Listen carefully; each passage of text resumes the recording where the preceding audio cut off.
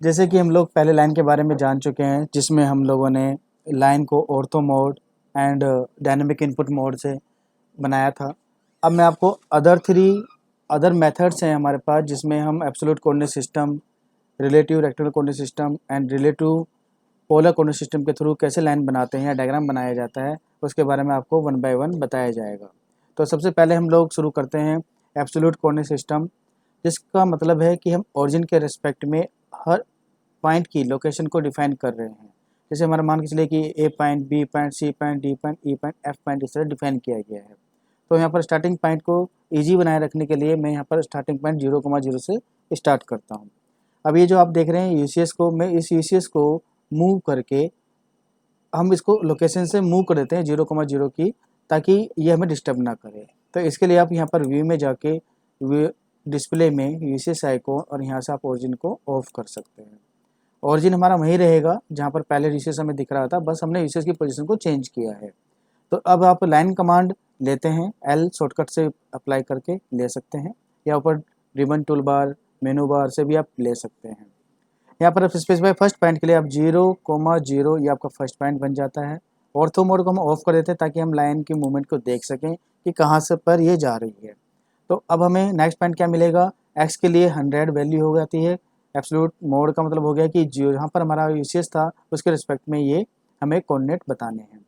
Coma Y के लिए 0, enter, ये बन गया हमारा first second coordinate point. Now third X 100, comma, अब चूँकि वाई में हम 80 मूव कर रहे हैं अप साइड में, तो ये हो जाता है 80, वाई के लिए 80 वैल्यू 100 एक्स कोमा वाई, ये हो जाता है। अब हमें लेफ्ट साइड में जाना है, इट मीन्स कि हम वैल्यू कम करने जा रहे हैं, यानी कि 100 में से 60 माइनस करेंगे तो क्या पोजीशन आ गई एक्स की 40, और वाई सेम रहेगा 80, ऐसे बन के आ जाता है। फिर आप सेम वैल्यू आपकी एक्स की रहेगी 40, कोमा डाउन साइड यानी 80 माइनस 50 30 हो जाता है। फिर देन अब हम वापस एब्सोल्यूट कोऑर्डिनेट सिस्टम के यानी कि 0 पोजीशन में पहुंच गए एक्स के लिए, 0, वाई वैल्यू आपकी सेम रहेगी यानी कि मीन्स 30। तो यहाँ पर ये डॉट लग गया, इस वजह से गड़बड़ हो गया है। वापस इसको हम अंडू कर देते हैं यहाँ से, और ये हमारे सामने से इसकी ओके हो गई। अब हम दोबारा से टाइप करते हैं 0,30, ऐसे आ जाता है। अब आपके पास दो ऑप्शन है, 0,0 करके आप इसे क्लोज कर सकते हैं, या फिर यहाँ पर आप क्लोज डायरेक्ट अपना ये भी कर सकते हैं, क्योंकि हमने स्टार्ट यहाँ से किया और एंड यहाँ तक पहुँच गए हैं, तो डायरेक्ट यहाँ से क्लोज करके भी आप क्लोज कर सकते हैं डायग्राम को। तो ये डायग्राम हमारे पास बन के आ गया है बाई एब्सोल्यूट कॉन्स्टेंट। अब आप यूसीएस को वापस वहाँ पर लेके आ सकते हैं, ये by view, display, UCS icon, then origin, ऐसे आ जाता है। तो ये आपका फर्स्ट डायग्राम बना बाई एब्सोल्यूट कोऑर्डिनेट सिस्टम। अगर मैं यहाँ पर आपको टेक्स्ट के द्वारा लिख के भी दिखाना चाहता हूँ, सिंगल लाइन टेक्स्ट का आप यूज कर सकते हैं। यहाँ पर आप क्लिक करें, हाइट हमने कहा 5, एंगल 0, अब आप लिख सकते हैं absolute coordinate system, enter enter, yes sir. अब नाउ नेक्स्ट मेथड है हमारे पास रिलेटिव रेक्टेंगुलर कोऑर्डिनेट सिस्टम। इसके लिए हम लोग फिर से लाइन पे जाते हैं, यहाँ से आप ऑर्थो को ऑफ कर दें ड्राफ्टिंग सेटिंग टूल बार से, और अब हमें चूंकि रिलेटिव का साइन लगाना होगा तो उसके लिए हम यूज करते हैं @ क्योंकि हम रेक्टेंगुलर मेथड कर रहे हैं तो उसमें हमें बताना पड़ता है कि एक्स यानी कि आप क्या एक्स में क्या मूवमेंट आप ले रहे हैं, लेंथ दे रहे हैं, तो इसके लिए हमने कहा 100, वाई में 0। तो हम इसमें रिलेटिव का मतलब हो गया जहाँ पॉइंट से आप स्टार्ट कर रहे हो वहाँ से वो लेंथ को मेजर करेगा, और एक्स में और वाई में मूवमेंट आपको बतानी है। अब हमें 0 में अब मतलब एक्स में अब हमारी कोई मूवमेंट नहीं है, ओनली वाई के अंदर है, तो यहाँ पर @ रिलेटिव साइन हो गया। अब देन 0 एक्स के लिए, वाई 80, ऐसे आ जाता है। फिर आप यहाँ पर लेफ्ट साइड में जा रहे हैं तो आपको क्या ध्यान देना होगा, डायरेक्शन का। डायरेक्शन के लिए हम क्या यूज करेंगे, माइनस, क्योंकि आप पॉजिटिव डायरेक्शन से माइनस डायरेक्शन में जा रहे हैं, तो माइनस कितना मूव कर रहे हैं 60, वाई में मूवमेंट है कोई नहीं, 0, ऐसे बन जाता है। फिर आप डाउन साइड जा रहे हैं तो @ यानी रिलेटिव साइन आ गया, एक्स के लिए 0 हो जाएगा, क्योंकि डाउन साइड जा रहे हैं तो -50, ऐसे आएगा।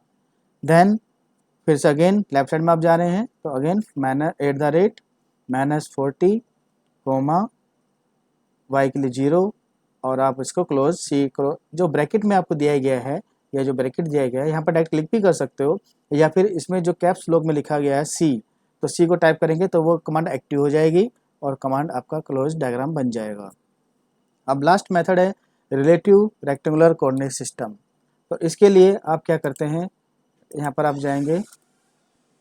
अब हम अपना लास्ट जो टॉपिक है हमारा relative rectangular relative polar coordinate system, इसके लिए आप लाइन कमांड लेते हैं।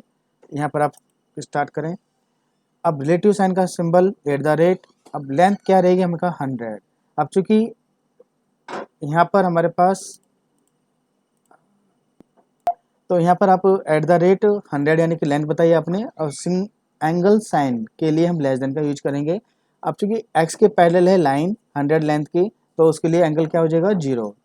एंगल जो होता है ईस्ट को 0 माना गया है और एंटी क्लॉकवाइज डायरेक्शन में चलता है। इसके लिए आप फॉर्मेट यूनिट में जाके क्रॉस चेक कर सकते हैं। यहाँ पर आप देखेंगे डेसिमल डिग्री में ये यूनिट चल रही है और एंटी क्लॉकवाइज बाय डिफॉल्ट है और डायरेक्शन यहाँ पर ईस्ट को 0 रखा गया है और इसको ओके कर देंगे। अब नेक्स्ट, अब आप अप साइड में जा रहे हैं तो @ लेंथ कितनी चाहिए 80 लेस देन एंगल 90, एंटर, ऐसा हो जाता है। फिर अब @ कितनी लेंथ चाहिए आपको 60, angle sine less than angle value 180, ऐसे हो जाता है। फिर आप डाउन साइड में जाएंगे तो @ लेंथ हो जाती 50 लेस देन, अब चूंकि पॉजिटिव वैल्यू में देना है तो एक्स के रेस्पेक्ट में 270 डिग्री बनेगा नीचे जाने के लिए। फिर @ आप यहाँ पर वैल्यू दे रहे हैं कितना 40 देन लेस देन और 180 डिग्री। अब डायरेक्ट आप क्लोज भी कर सकते हैं। अब जैसे मैं यहाँ पर डायरेक्ट मिलाता हूँ तो इसको बोलते हैं ऑब्जेक्ट स्नैप एंड पॉइंट, ये चीज़ आपकी ऑन ऑफ होती है यहाँ से। जैसे आप क्लिक करेंगे तो ये सब लिस्ट आ जाती है। तो इस तरह से हमने यहाँ पर लाइन के 3 मेथड्स कवर किए हैं, इनको आप अच्छे से प्रैक्टिस कर लीजिए।